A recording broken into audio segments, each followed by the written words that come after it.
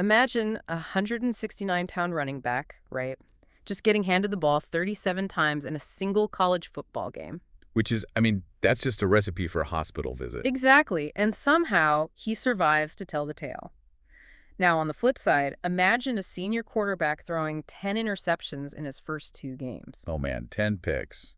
That's usually a bench quarterback. Right. But he is still the runaway favorite to win the Heisman Trophy. Welcome to week 2 of the 2042 season, where literally everything we thought we knew about football physics and traditional logic is just, well, it's being completely shattered. It really is a system shock. You look at the landscape right now, and the concept of a balanced, predictable ecosystem is entirely gone. Totally gone. Yeah, what we're seeing instead are these extreme mutations in real time. Programs are either pushing the absolute boundaries of modern offensive theory, or they are just completely devolving back to the Stone Age just to survive. And that is exactly why we are doing this deep dive today. We are so glad you are here with us because if you're just, casually looking at the final scores flashing across the bottom of your screen, you are missing the tectonic shifts happening underneath the turf. You're missing the whole story, really. Exactly. So to get to the bottom of this, we've pulled together a massive stack of sources for you. We've got week 2 recap reports, comprehensive player stat cards, which heavily utilize that new 1 to 99 overall analytical grading system. Which has basically become the currency of modern scouting now. Oh, absolutely. Plus, we have the newly updated top 25 ranking board, early recruiting dashboards, and a master list of this week's most alarming box scores. So our mission today is to really decode the why behind these bizarre numbers. We need to figure out how the season has immediately morphed into this Tennessee versus everybody situation. Yeah, that's a big one. And why the running back position has miraculously risen from the ashes to take over the sport again. And, what this unprecedented early season rankings volatility actually means for the future of the game. Well, let's jump right into the loudest, most violent statement of week 2. The number 2 ranked Tennessee Volunteers went on the road and just absolutely dismantled the number 20 ranked Oklahoma Sooners. Dismantled is putting it lightly. The final score was 67-6. Against a top 20 team. Yeah, that isn't just a win, that's an eviction notice. It really is. One of the Oklahoma players was quoted after the game saying, "We got punched early, never recovered." And the architect behind that beating is Tennessee's senior quarterback, Peyton O'Brady. Oh, Brady. The scouting reports on him are almost mythological at this point. They really are. In that modern analytical grading system we mentioned, he is listed as a 99 overall. He is the ultimate pocket passer archetype out of Cincinnati, Ohio. A perfect 99. Yeah, and you can see that rating manifesting in real time on the field. The reports rave about his elite accuracy across all levels, short, medium, deep, and his pocket control is just immaculate. Yeah, he doesn't rattle. Exactly. But what the film really highlights is his processing speed. He isn't just throwing to open grass, He is reading complex defensive shells like a 10-year NFL veteran. And the raw production totally backs that up. Yeah. So far, O'Brady has 1,533 passing yards, 23 passing touchdowns, and a 70% completion rate. And we are only at the end of week 2. That's the crazy part. He's already dominating the Heisman chatter, though he casually brushed it off to reporters saying, "I'm not chasing the Heisman, I'm chasing rings." Which is a great quote. It's such a cold quote, and he has the arsenal to do it. Wide receiver Calvin Hovell-Johnson had 9 catches for 242 yards and 3 touchdowns this week alone. It's just unstoppable. Yeah, both Hovell-Johnson and his fellow receiver Julius Conrad are considered top Heisman contenders alongside O'Brady. Hovell-Johnson even taunted the rest of the country, saying, "You double him, I eat. You single me, I eat. Pick your poison." Wow. When a program has 2 wide receivers and their quarterback all legitimately taking up oxygen in the Heisman race, you are looking at a structural anomaly. Yeah, it breaks the model. It does. It means the defense literally cannot dictate the terms of the engagement. No matter what coverage shell Oklahoma deployed, Tennessee had a mathematical advantage built into the route tree. Okay, let's unpack this, because I am looking at O'Brady's stat card right now, and there is a glaring contradiction that I just cannot get past. Uh-oh, what is it? Well, you just talked about his immaculate pocket control and his NFL-level processing speed, right? The scouting report calls him an elite methodical pocket passer. Right. Yet his stat card shows he has thrown a massive 10 interceptions already, and he has negative 55 rushing yards. Ah, yeah, the interceptions. I need you to explain this to me, because on paper, 10 interceptions is a disaster. I mean, is he like a basketball player who drops 50 points but takes 45 awful shots to get there? It looks like that at first glance, yeah. Is he just a reckless gunslinger where turning the ball over is just, I don't know, the accepted cost of doing business in a high-volume passing attack? Well, I'd actually push back on that premise entirely. You're assuming all turnovers carry the same weight, which is how we used to evaluate football. Right. What's fascinating here is that in the context of Tennessee's hyper-optimized system, those 10 interceptions are not a bug. They're a byproduct of the feature. Okay, I am highly skeptical that handing the opposing team the football 10 times is a feature. How do 10 interceptions genuinely not matter? Because you have to look at the underlying mechanics of their offensive philosophy. It is a pure volume and efficiency game. Okay, go on. When you are scoring 67 points and racking up 23 passing touchdowns in 2 weeks, a turnover is functionally just a minor speed bump. It's almost like an arm punt. An arm punt. I love that term. Right. Tennessee scores so fast, often in less than 90 seconds, that the sheer number of offensive drives they generate in a single game is staggering. So the volume of plays just washes out the mistakes. Exactly. And that negative 55 rushing yards just confirms he's a pure pocket passer. He isn't scrambling. He's just taking the occasional coverage sack. The interceptions happen because he is constantly testing the absolute geometric limits of the defense. Pushing the ball into incredibly tight windows 40 yards downfield. Exactly. So if he throws an interception on a deep post route, the defense takes over at their own 20-yard line. They probably go 3 and out because they are shell-shocked, and Tennessee gets the ball right back 2 minutes later to throw a 75-yard touchdown. Exactly. Playing safe would actually make Tennessee less effective because it would slow down their tempo and reduce their overall volume of possessions. Wow. So O'Brady isn't reckless. He is just playing the percentages of a system designed to break the scoreboard. But that brings up a massive vulnerability, doesn't it? If your offense is scoring in 90 seconds or turning the ball over deep downfield in 45 seconds, your defense is going to be on the field for 40 minutes a game. They are going to be completely exhausted. Right. Which brings us to Tennessee's future, because they can't keep O'Brady forever. How do you sustain a juggernaut that inherently puts its own defense at a severe time of possession disadvantage? You build a literal wall. A wall. Yeah. And we connect this to the bigger picture. Tennessee's recruiting strategy reveals exactly how self-aware they are about this flaw. Oh, that's interesting. You would assume a team setting national passing records would be heavily recruiting every 5-star wide receiver on the planet. Yeah, just loading up on weapons. Instead, they currently hold the #1 national recruiting class with an 88.35 composite score. Which is huge. Right. Which in the modern analytics dashboard means they are monopolizing the absolute highest tier of blue-chip talent. Yeah. And almost all of it is focused entirely on defensive trench warfare. Man, I'm looking at the dashboard now, and they have 4 massive commits already locked in, 2 5-stars and 2 4-stars, and every single one of them plays on the defensive line. Yeah, let's look at the mechanics of these bodies. They landed E. Barmore, a 5-star defensive tackle, who is 6'4" and 305 pounds. 305 pounds. Then you have P. Sharp, a 5-star right end, who is 6'6" and 244 pounds. Good grief. And backing them up inside, they added D. Patton, a 4-star defensive tackle at 6'2", 304 pounds, and T. Keller, another 4-star defensive tackle at 6'5", 294 pounds. That is over 1,100 pounds of elite defensive line talent. Right, but think about why they need that specific body type. A 305-pound tackle like Barmore isn't primarily there to rush the passer. He's just a roadblock. He is a 2-gap space eater.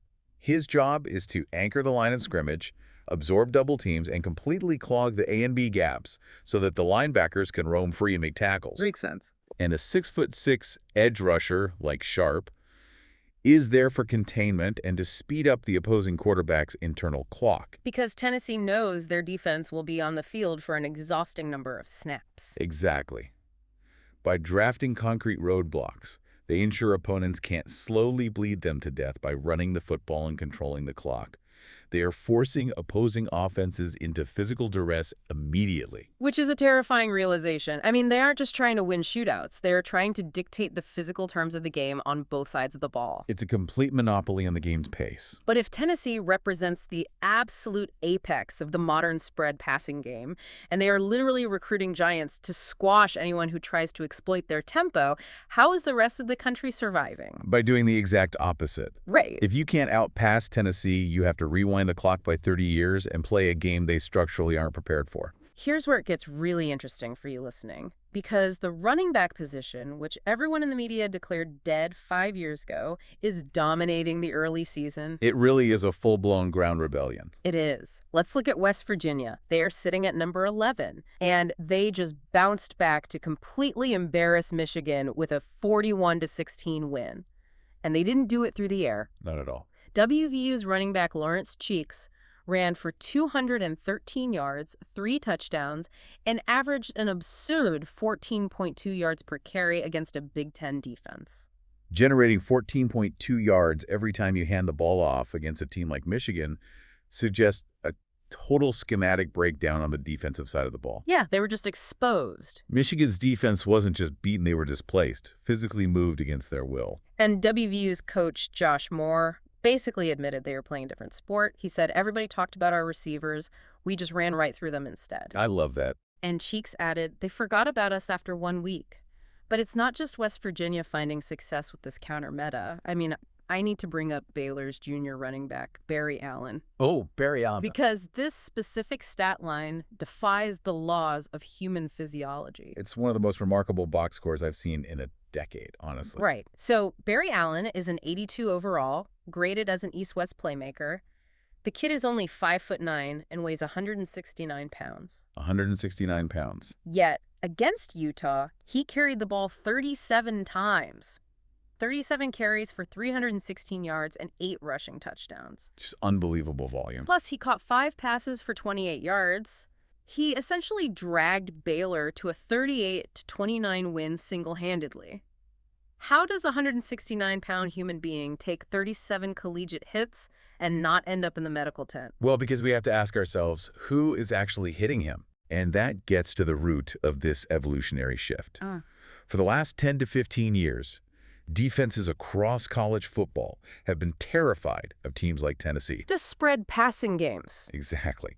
To stop 4 wide receivers running vertical routes all game, defensive coordinators had to get smaller, faster, and lighter.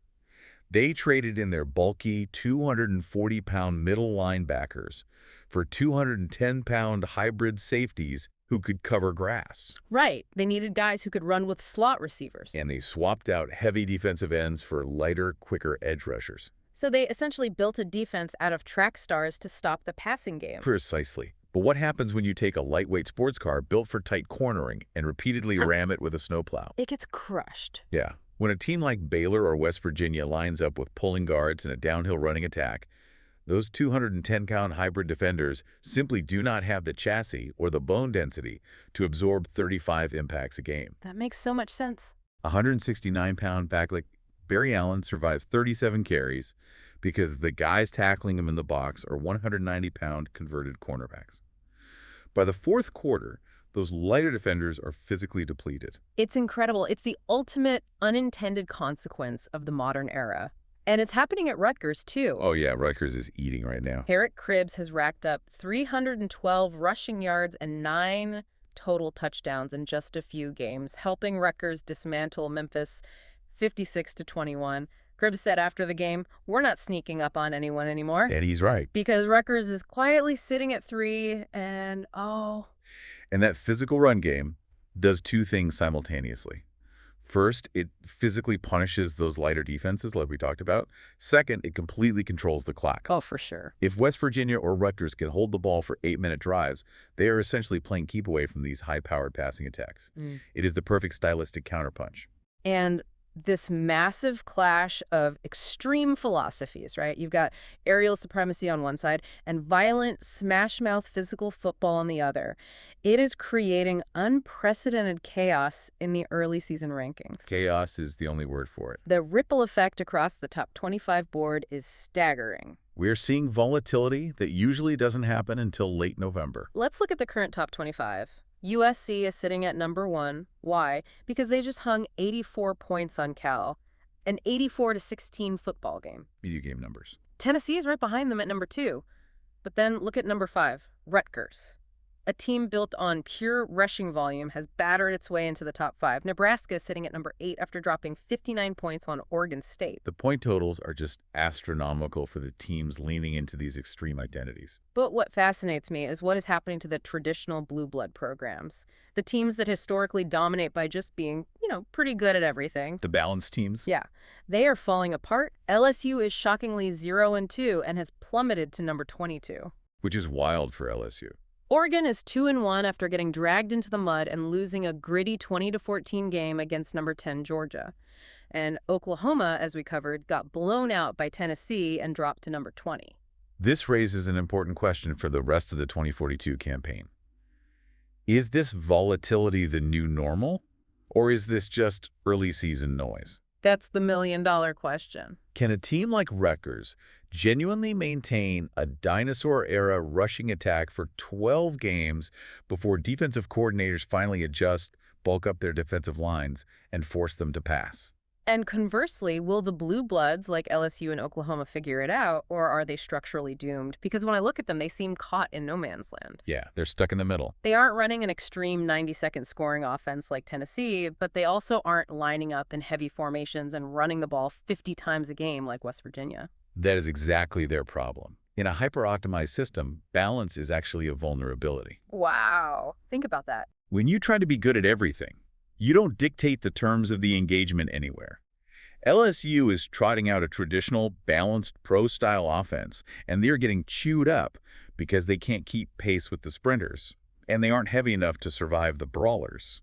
Before we wrap up the data dive, I do want to make sure we acknowledge that amidst all these 60 and 80-point explosions, someone out there is actually still playing defense. Barely, but yes. A huge shout out to the Defensive Player of the Week, Sean Goodley from Tulsa. He racked up 8 tackles, secured an interception, and had 3 pass breakups this week. What a stat line for a defender right now. It is a completely thankless job trying to play defense in college football right now, so we have to tip our caps to the guys standing in the floodwaters trying to hold the line. Goodley's performance proves that while the overarching meta might favor the offense, elite individual execution and film study can still disrupt these high-powered systems. Yeah. But he's certainly fighting an uphill battle. So what does this all mean? If we zoom out from the specific stat cards and the recruiting points, the macro-level insight here is truly fascinating. It really is. The 2042 season is teaching us that in any hyper-optimized environment, the ultimate competitive advantage isn't necessarily being better at the current game. It's playing a game the system has structurally forgotten how to defend. That is exactly right. Defenses optimized to stop the pass became inherently vulnerable to the run. It is cyclical adaptation at its finest. You either command the airspace with overwhelming volume, or you command the trenches with blunt force. There is no middle ground anymore. None at all. Which leaves us with one final, provocative concept for you to chew on until next week. When the postseason eventually arrives, these two diametrically opposed philosophies are going to collide on the same field. And it is going to be a bloodbath. If a team built on clock control, 300-yard rushing performances, and physical exhaustion goes head-to-head against a team capable of scoring 60 points through the air in 3 quarters, who actually wins? That's the dream matchup. Does the team that suffocates the ground game beat the team that monopolizes the airspace? Can the old-school native ecosystem survive when it finally gets its hands on the high-flying invasive species? That is the ultimate test of football architecture. When the sports car finally meets the snowplow in a bowl game, the physics are going to be spectacular. We will definitely be watching. Thank you so much for joining us on this deep dive. Keep a close eye on how these extreme storylines develop in Week 3. Watch the battles in the trenches, and we'll be right back here to unpack all the chaos.